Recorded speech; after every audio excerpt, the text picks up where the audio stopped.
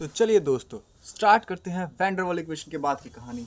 तो उसके लिए थोड़ा सा रिकैप करते हैं, मतलब समय में थोड़ा पीछे जाते हैं। जैसा कि हमने नहीं पढ़ा था, मैं पहले ही बता दूं, हमने नहीं पढ़ा था क्योंकि मैंने पढ़ा ही नहीं था। एक चीज़ हम अभी पढ़ेंगे। सॉरी, मेरे पेन पहले मैं एक जगह इकट्ठे कर लूँ। ठीक है। सो हम अभी सबसे पहले पढ़ने जा रहे हैं कंप्रेसिबिलिटी फैक्टर एंड उसका ग्राफ, क्योंकि ये पेपर में आ सकता है। कंप्रेसिबिलिटी फैक्टर हम सबसे पहले आज पढ़ेंगे कंप्रेसिबिलिटी फैक्टर। देखो, हमारे पे एक आइडियल गैस इक्वेशन थी, P V equals to N R T. N मतलब number of moles, R gas constant, is temperature, P और वी तुम्हें पता ही होगा ये सब क्या होता है अगर तुमने कभी पढ़ा हो तो। ठीक है। सो अगर हम पी वी के बगल में आर टी को डाल दे तो ये बन जाएगा N. And as you know N is constant, so P V by R T is constant. ठीक है। सो इसको हम कहते हैं Z, P V by R T को। Z equals to P V by R T and Z equals to compressibility factor. Compressibility factor, इसे हम compressibility factor कहते हैं। If z equals to 1 then no compression, no compression. If z greater than 1 then yes, positive deviation. And if z less than 1 then negative deviation. और no compression का मतलब है zero deviation. अब ये सब हुआ क्या, ये मैंने क्या लिख दिया तुम्हें समझ नहीं आ रहा होगा, चलो मैं समझाता हूँ। देखो, गैसेस जो केटीजी ने माना था, केटीजी के पोस्टुलेट्स थे कि गैसेस अट्रैक्ट नहीं करती, रिपेल नहीं करती, एंड गैसेस ना श्रिंक नहीं हो सकती, कंप्रेस नहीं हो सकती। बट एक्चुअल लाइफ में गैसेस कंप्रेस हो सकती हैं, एंड तभी जाके तो वो लिक्विड बनती है गैस से। लाइक वो कंप्रेस होगी, ठंडी होगी, तभी तो जाके लिक्विड बनेगी। एंड एक्चुअल में ऐसा होता है, बट केटीजी मानता था गैस गैस ही रहेगी, वो लिक्विड नहीं बनेगी। तो उसी के लिए हमने एक कंप्रेसिबिलिटी फैक्टर नाम की चीज़ निकाली कि ये रेशो ना जैसा रहेगा उस हिसाब से हम बता सकते हैं कि वो गैस लिक्विड बनेगी या नहीं बनेगी, या फिर कैसा डेविएशन शो करेगी। तो उसके लिए ना हमने एक ग्राफ बनाया, बहुत ही फेमस कर्व है, पी वी वर्सेज पी का, जेड वर्सेज पी का कर्व। ये जेड है, ये पी है। प्रेशर यहाँ पे बढ़ रहा है और यहाँ पे जेड, यानी कि कंप्रेसिबिलिटी फैक्टर बढ़ रहा है। ठीक है। तो ये तो हो गई जेड इक्वल्स टू 1 की वैल्यू, ये जो मैं ड्रॉ कर रहा हूँ, ये जेड इक्वल्स टू 1 है। ठीक है। और ये अब ये कुछ गैसेज ऐसी होती है जो ऐसे जाती है, पॉजिटिव डेविएशन दिखाती है। लाइक उनको जेड इक्वल्स टू 1 की तरफ जाना चाहिए था आइडियली, बट वो क्योंकि रियल गैस हैं तो वो थोड़ी ऊपर चली जाती है। जैसे हाइड्रोजन, जैसे हीलियम, ये पॉजिटिव डेविएशन दिखाती है, लाइक जेड से ऊपर चली जाती है, यानी कि वो पॉजिटिव डेविएशन दिखाएंगे। फिर कुछ गैस ऐसी होती हैं जो ऊपर से कूद के नीचे आती हैं, जैसे कि ऐसी ग्राफ, ऐसे गैसेस जैसे कि CH4 और CO2। फिर कुछ ऐसी गैसेस होती हैं जो ऊपर से कूद के नीचे जाती हैं, पता नहीं ऐसा क्यों होता है, बस होता है। ये एक्सपेरिमेंटल वैल्यूज़ हैं, ये कोई थ्योरेटिकल वैल्यूज़ नहीं है। तो ऐसे इनका एक्सपेरिमेंटल ग्राफ बनते हैं। और ये 5 element, hydrogen, helium, N2, CH4 और CO2, इसका आ सकता है तुम्हें, तो चाहो तो तुम याद रख सकते हो। सो ये ऐसे डेविएशन दिखाते हैं जैसा कि तुमने देखा, यानी कि हाइड्रोजन और हीलियम के लिए, इन दोनों के लिए, मैं दूसरा पेन चेंज कर लेता हूँ। जो हाइड्रोजन और हीलियम है इनके लिए Z ग्रेटर देन 1 है, क्योंकि ये पॉजिटिव डेविएशन दिखा रही है। CH4 और CO2 के लिए Z लेस देन 1 है, क्योंकि नेगेटिव डेविएशन दिखा रही है। और N2 के लिए भी Z ग्रेटर देन 1 है।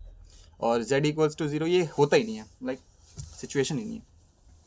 सो अब क्वेश्चन एक पेपर में आता है, question, what is the condition for ideal gas, what is the condition for ideal gas, condition of real gas to be ideal, to be ideal. Like एक real gas ideal gas की तरफ कब behave करेगी, वैसे तो कभी करती नहीं है, बट हम मान लेते हैं कि मैक्सिमम कब करेगी। सो एक ही इसका आंसर है, क्या आंसर है, लो प्रेशर। अरे मेरा पेन क्यों खत्म हो गया दोस्तों, 2 मिनट पेन चेंज करके आता हूँ। I am back with new pen. सारी दुनिया की तकलीफें पता नहीं इसी टाइम पे क्यों आ जाती हैं।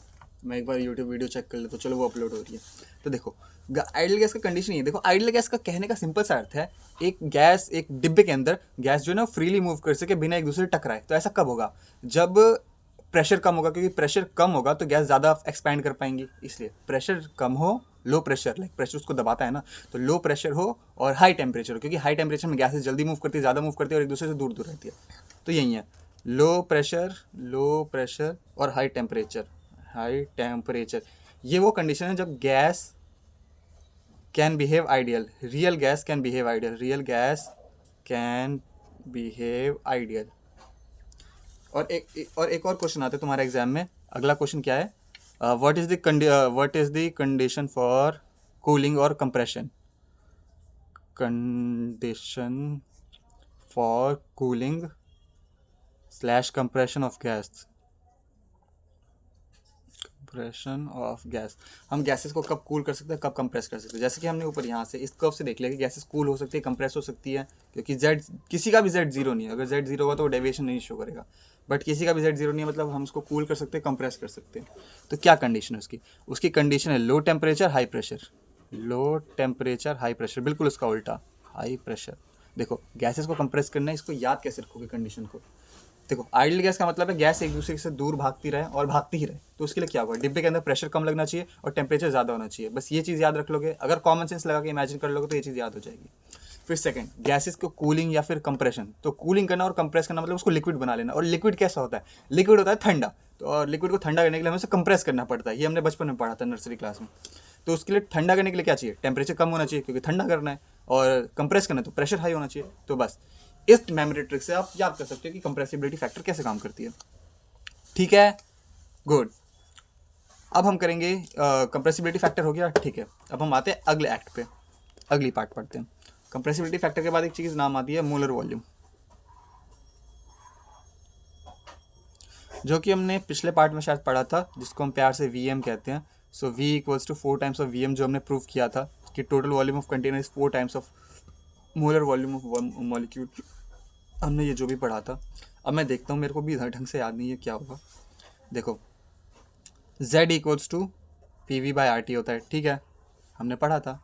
V को रिप्लेस कर दो P बाई आर टी, और V को हम रिप्लेस कर दे VM से, मोलर वॉल्यूम, और इक्वल्स टू N से मल्टीप्लाई कर दें। मोलर वॉल्यूम मतलब VM जो होता है ना, वो वॉल्यूम ऑफ वन मॉलिक्यूल होता है। Molar volume VM is volume of volume of one molecule. N equals to total number of molecules है ना, टोटल नंबर ऑफ मॉलिक्यूल्स, ठीक है। So Z equals to PVM by RT N times. 2 second guys. तो दोस्तों हम यहाँ पर थे, Z equals to N PVM by RT, ठीक है, for one molecule, for one mole of gas. N equals to 1, यानी एक मोल में कितने मॉलिक्यूल्स होंगे? 1 ही तो होंगे। N की वैल्यू 1 हो जाएगी, बात ही खत्म। तो Z equals to PVM by RT, ठीक है, हमारे पे ये आ जाएगा। एंड फॉर आइडियल गैस, क्योंकि हम आइडियल गैस की बात कर रहे हैं, Z equals to 1, so PVM by RT equals to 1, यानी कि VM equals to what, RT by P, ख़त्म। इसी को कहते हैं मोलर वॉल्यूम। इससे ज़्यादा कुछ नहीं है। वैसे ये काम में आएगा नहीं, बट स्टिल पता नहीं मैंने क्यों करा दिया। तो चलो दोस्तों एक PYQ सॉल्व करते हैं, क्योंकि हम PYQ सॉल्व किए बिना एग्जाम में नहीं जा सकते।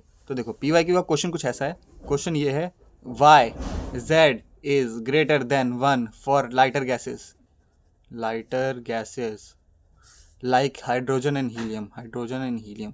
जैसे कि हमने पीछे ये तो पढ़ लिया था कि हाइड्रोजन और हीलियम पॉजिटिव डेविएशन शो करते हैं, इसलिए Z उनका ग्रेटर देन 1 होता है। बट इसका रीज़न क्या है?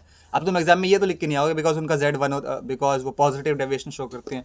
ये तो साफ गलत बात है। तो देखो इसका आंसर ये देखो, हम वापस से वाव इक्वेशन की तरफ जाते हैं, वैंडर वाल इक्वेशन। हमने वैंडर वाल इक्वेशन में पढ़ा था रियल गैसेस के लिए इक्वेशन जो होती है P plus A by V square multiply by V minus B equals to RT for 1 mole of gas, for 1 mole. मैंने N को रिप्लेस कर दिया 1 से, इसलिए सिंप्लीफाई कर दिया, ठीक है। Now for hydrogen and helium A factor is very very less. A factor is very very less. So correction in P can be neglected. Correction in P can be neglected.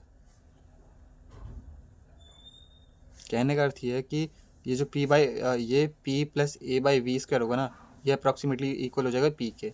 So P times of V minus B equals to RT हो जाएगा, ठीक है। तो इससे होगा क्या? 2 second रुको, मैं आता हूँ। तो क्योंकि मैंने तुम्हें एक कंसेप्ट पढ़ाया नहीं है, वो कंसेप्ट पढ़ाने के बाद वापस इस क्वेश्चन पे आएंगे, पहले वो कंसेप्ट पढ़ा देता हूँ मैं तुम्हें। तो चलो दोस्तों हम वापस अपने उस कंसेप्ट को पढ़ते हैं जब तक हमने स्किप कर रखा था। इस क्वेश्चन पे बाद में आएंगे, पहले कंसेप्ट को पढ़ते हैं। कंसेप्ट क्या है? वाव इक्वेशन मॉडिफिकेशन।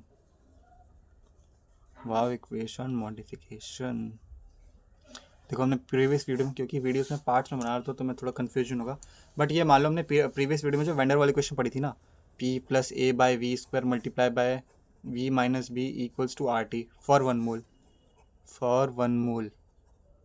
इस इक्वेशन को मल्टीप्लाई कर देते हैं हम, ठीक है। तो आंसर मल्टीप्लाई करके P को V से मल्टीप्लाई किया PV, माइनस P को B से मल्टीप्लाई किया तो PB, plus A by V square को वी से मल्टीप्लाई किया तो A V by V square, plus और माइनस माइनस हमने किया A B by V square.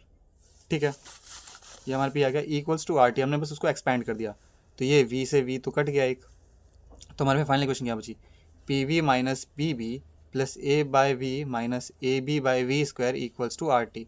Now divide both sides by R T, divide both sides by R T.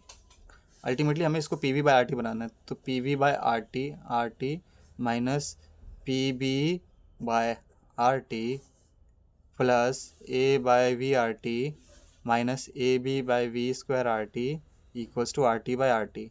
मैंने simple division किया यहाँ पे, तो R T by R T तो 1 हो गया, P B by R T Z होता है, हमने अभी पीछे पढ़ा था, तो Z minus P B by R T, Z minus P B by R T plus A by V R T, A by V R T minus A B by V square R T equals to 1। ठीक है, अब हेरा फेरी करेंगे, हेरा फेरी 3 करेंगे हम, क्योंकि हेरा फेरी 1 और 2 तो हम देख चुके हैं already. So z equals to 1 minus P B R T, उधर जाके हो जाएगा प्लस का P B by R T, और प्लस का A by V R T बन जाएगा माइनस का A by V R T. अबे कुछ झोल हुआ लगता है, A by V R T, A by V R T, A by V R T positive, A by V R T positive कैसे आ रहा है, A by V R T नहीं पॉजिटिव ही आएगा, सही कह रहा हूँ मैं, A by V R T minus A by B square, ये माइनस का जो है ना उधर जाके प्लस का हो जाएगा, plus A B by V square R T. लगता है मैंने ऊपर गलत लिख दिया। खैर, तो हमारे हेरा फेरी करने के बाद अगर मैं कहीं पे प्लस माइनस की गलती कर रहा हूँ तो प्लीज़ उस चीज़ को तुम लोग ध्यान रख लेना, मैं गलती कर रहा हूँ तुम लोग ध्यान रख लेना, मुझे पकड़ में नहीं आनी गलती। हमारे पे ये फाइनल इक्वेशन आ जाएगी, तो ये है कंप्रेसिबिलिटी फैक्टर और ये हमारी फाइनल फॉर्म है इक्वेशन की। So this is called van der Waals equation in terms of compressibility factor, this is वाव equation in terms of compressibility factor, in terms of compressibility factor. Exam में नहीं आएगा but still तुम्हें जानना ज़रूरी है, बिकॉज हो सकता है पूछ दे। अब इसकी सिग्निफिकेंस आ गया है, देखो एग्जाम में जो 2 वीडियोस आ चुकी है ना, ये मैं पहले डिस्क्लेमर दे दूं, ये वीडियो जो है ये सिर्फ इन्फॉर्मेटिव वीडियो है, मोस्ट प्रोबेबली, लाइक इसमें कोई ऐसा चीज़ नहीं है जो एग्जाम में डायरेक्टली आएगी, बट हाँ इसमें जो भी मैं पढ़ा रहा हूँ वो कहीं ना कहीं डायरेक्ट जाके रिलेट करेगा, जो एग्जाम में आ सकता है, लाइक वो इनडायरेक्टली हेल्प कर सकता है, बट ये डायरेक्ट एग्जाम में नहीं आने वाला क्वेश्चन है। जैसे कि प्रीवियस मैंने KTG डेरिवेशन और ये सब कराई थी ना, वो सब तो डायरेक्ट डिट्टो एग्जाम में आ जाएगी ऐसी। तो अब देखो इसके बाद ना हम थोड़ी बहुत अप्रॉक्सीमेशन लेते हैं वैन डेर वाल इक्वेशन की। तो हम चालू करते हैं अप्रॉक्सीमेशन विद वाव इक्वेशन, ये हमारा नेक्स्ट थर्ड टॉपिक है, अप्रॉक्सीमेशन विद वाव इक्वेशन। वाव का मतलब van der Waals equation, UKG class में बता दिया था। देखो सबसे हम 3 कंडीशन लेंगे इसकी। सबसे पहली कंडीशन क्या है, लो प्रेशर, सेकंड कंडीशन होगी हाई टेम्परेचर, और थर्ड कंडीशन होगी लो प्रेशर और हाई टेम्परेचर। तो लो प्रेशर पे क्या होगा, at low pressure volume is very high, at low P V is very very large, very very large, यानी कि V minus B approximately equals to V। मतलब V में जो करेक्शन हमने किया था ना आइडियल गैस, वो नहीं होगा। लाइक ज़्यादा प्रेशर, कम प्रेशर पे गैस जो है ज़्यादा फैल सकती है, वो ज़्यादा एक्सपैंड कर सकती है, यानी कि वो आइडियल गैस की तरह बिहेव करना चाहेगी। ठीक है, सो हमारे पे जो फाइनल इक्वेशन बनेगी ना वो P plus A by V square multiply by V बन जाएगा, क्योंकि V माइनस बी को हमने V लिख लिया, इक्वल्स टू RT बन जाएगा। मल्टीप्लाई चालू करो, P V plus A by V equals to RT, मैंने ये V से भी डायरेक्टली काट दिया और मल्टीप्लाई कर दिया, तुम समझ गए। नाउ डिवाइड बाई RT करो दोनों तरफ, ये तो हर जगह करना है, divide by RT compressibility factor लाने के लिए। तो हमारे पे बन जाएगा P V by RT plus A by V RT equals to 1। तो ये Z plus Z equals to 1 minus A by V RT। ठीक है, मतलब हेरा फेरी मैंने 2 स्टेप की एक ही स्टेप में कर दिया, तुम लोग समझ ही गए होगे। तो इससे हमें क्या पता चलता है, Z is proportional to 1 upon temperature, यानी कि टेम्परेचर इंक्रीज़ करेगा तो कंप्रेसिबिलिटी फैक्टर डिक्रीज़ करेगा। यानी कि एट हाई टेम्परेचर्स हमें क्या पता चला, eight high temperature gas can not be compressed, gas can not be compressed. अब ये तो कॉमन सी बात है, जितना ज़्यादा तुम टेम्परेचर बढ़ाओगे गैस उतना ज़्यादा एक्सपैंड करना चाहिए, और जितना एक्सपैंड करेगी उतना कम कॉन्ट्रैक्ट करेगी, यानी कि कम श्रिंक होगी, यानी कि वो कंप्रेस नहीं होगी। ये कॉमन सी चीज़ का इन लोगों ने फालतू में एक फार्मूला बना दिया और हमारा तुम्हारा टाइम वेस्ट करते हैं। खैर हम कर भी क्या सकते हैं, ठीक है अब है तो है। एंड इसी समय ये पता चलता है Z is proportional to P, बात खत्म, बस ये चीज़ पता चलती है, Z is proportional to P, यानी कि P इंक्रीज़ करेगा तो Z इंक्रीज़ करेगा। अब ये भी कॉमन सी बात है, प्रेशर बढ़ाओगे डिब्बे के ऊपर, गैस के ऊपर, तो कंप्रेस ही करेगी ना, इसमें है ही क्या, फालतू में लोगों ने ऐसा बना दिया। Z decrease with increase in P, अबे ये छोड़ो, प्रेशर वाला छोड़ो, प्रेशर वाला छोड़ो, पता नहीं क्या लिख रखा है, मैम ने गलत लिखा है लगता है। चलो आगे पढ़ते हैं। हमारा पहला केस खत्म हो गया लो प्रेशर का। अब अगला हमारा क्या कह रहा हूँ मैं, हमारा सेकंड स्टेप है हाई प्रेशर। पहले हमने लो प्रेशर पे चेक किया, फिर हमने हाई प्रेशर पे चेक किया। देखो यहाँ पे ना correction in P can be neglected, correction in P can be neglected. एक जगह वी में वी को नेग्लेक्ट कर देंगे, जगह पी को नेग्लेक्ट कर देंगे। So P plus A by V square लगभग बराबर हो जाएगा पी के। ठीक है, तो फाइनल वाव इक्वेशन क्या बनेगी, P times of V minus B equals to R T. Again वही हेरा फेरी फिर वापस से करना चालू, P V minus P B equals to R T, divide करो आर टी से, तो P V by R T equals to P V by R T minus P B by R T equals to 1, divide by R T वो तुम लिख लेना। So Z equals to 1 plus P B by R T, खत्म। इस समय again क्या पता चला, Z is proportional to 1 upon T, again हम यही पता चला।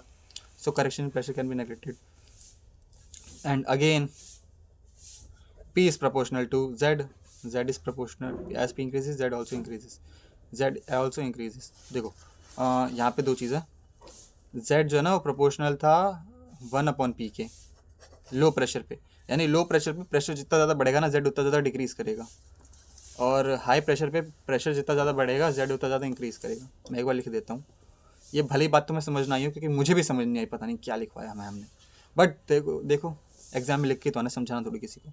इम्पॉर्टेंट बातें सबसे पहले क्या है, पहली बात at low pressure Z is proportional to 1 upon P. Low मतलब नीचे और Z तो तुम इसको ऐसे याद रख सकते हो कि लो का मतलब होता है नीचे, तो लो प्रेशर पे P जो है ना वो नीचे आएगा 1 अपॉन के, ठीक है। और सेकंड पे at high pressure Z is proportional to P, high मतलब ऊपर, तो ये P ऊपर आ गया, बस इतनी सी तो बात है। मेमोरी टिप मेरे से अच्छी कौन देगा तुम्हें, मेरे से ट्यूशन लिया करो तुम, पेड क्लासेस, ये तो फ्री बैचेस में पढ़ रहे हो, पेड में पता नहीं मैं क्या क्या पढ़ा देता हूँ। खैर, तो अब तक हमारे पे 2 कंडीशन आ चुकी हैं, अब हमारी थर्ड कंडीशन क्या है, eight high temperature and low pressure. अब देखो याद करो, हाई टेम्परेचर लो प्रेशर किस चीज़ की कंडीशन थी, ये थी आइडियल गैस की कंडीशन की। आइडियल गैस कब होगी, आइडियल गैस यानी कि डिब्बे के ऊपर कम प्रेशर पड़ रहा है, डिब्बे के अंदर गैसेस ज़्यादा एक्सपैंड कर रही है, टेम्परेचर बहुत ज़्यादा है ताकि और ज़्यादा एक्सपैंड कर रही है ताकि वो फ्रीली मूव कर सकें, तो ये है टोटल आइडियल गैस की कंडीशन, ठीक है। सो यहाँ पे इस this condition at high temperature volume is high, क्योंकि गैस एक्सपैंड कर रही हैं, so correction in volume can be neglected,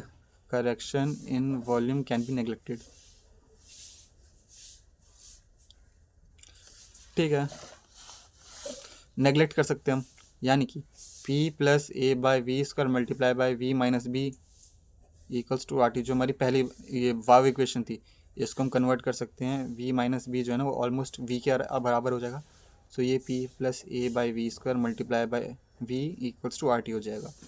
तो मल्टीप्लाई वापस से करेंगे, P V plus A by V equals to R T. मैं ज़्यादा मतलब छेड़खानी नहीं कर रहा, इससे तुम कर सकते हो। So Z plus A by V R T equals to 1, ये वापस से मैं वही स्टेप्स कर रहा हूँ जो पीछे कर रखा था, तो तुम प्लीज़ कंफ्यूज मत होना। So Z equals to 1 minus A by V R T, हमारे पे इक्वेशन पहले भी आई थी जब हमने वी माइनस बी को नेगलेक्ट किया था, यहाँ से ये आई थी ना, ये अगेन वही स्टेप्स मैंने फॉलो किए हैं, बस थोड़ा कम डिटेल में। Now at high temperature at high T A minus V by R T approximately equals to 0। खुद ही समझो ना, डिनोमिनेटर जितना ज़्यादा बड़ा होगा ये पूरा वैल्यू उतना ज़्यादा कम होगा, तो टी बहुत ज़्यादा है तो ये पूरी वैल्यू बहुत ज़्यादा कम होगी, समझ ही गए तुम। तो इस पूरे को मैंने 0 के इक्वल कर दिया, तो z इक्वल्स टू 1 आ गया ना आंसर, z इक्वल्स टू 1, यही तो प्रूफ करना था हमें। z इक्वल्स टू 1 यानी कि आइडियल गैस, यानी कि वो डेविएशन ही शो नहीं करेगी। अभी हमने जो पीछे बकवास पढ़ी थी ना, ये 3 कहाँ गया, ये बकवास, ये z इक्वल्स टू 1 पे no compression 0 deviation ideal gas, ये आइडियल गैस की कंडीशन है, ये नॉन आइडियल गैस की कंडीशन है, ये भी नॉन आइडियल गैस की कंडीशन है, समझे। तो अब तक हमने क्या पढ़ लिया, अब तक हमने कंप्रेसिबिलिटी फैक्टर के बारे में बहुत कुछ पढ़ लिया। अब अगर एग्जाम में इनमें से कुछ भी आता है ना, तो कुछ भी तुम लोग लिख के आ जाओ, खिचड़ी विचड़ी कुछ भी बना दो, वो लोग नंबर तो 2-4 दे ही देंगे। वीडियो बहुत ज़्यादा लंबी हो चुकी है, तो अगली वीडियो को हम अगले पार्ट में करेंगे, और अभी के लिए इस पार्ट को ख़त्म करते हैं। तो इस बार हमने पढ़ लिया, हम ये पढ़ लिया वैन डर वाल इक्वेशन के मॉडिफिकेशन, और हमने क्या पढ़ लिया, हमने पढ़ लिया कंप्रेसिबिलिटी फैक्टर और Z वर्सेस P का ग्राफ। ये एग्जाम में पक्का आएगा, Z वर्सेस P का ग्राफ लिख के रख लो। अब इसके बारे में तुम ज़्यादा गूगल कर सकते हो, और चैट जीपीटी और ज़्यादा कर सकते हो ताकि तुम्हें समझ आ जाए। Deviation in terms of molecular वो भी हो गया, ठीक है। यानी कि हमने अपने सिलेबस को ऑलमोस्ट 70% 50% कंप्लीट कर दिया। चलो सुप्रभात।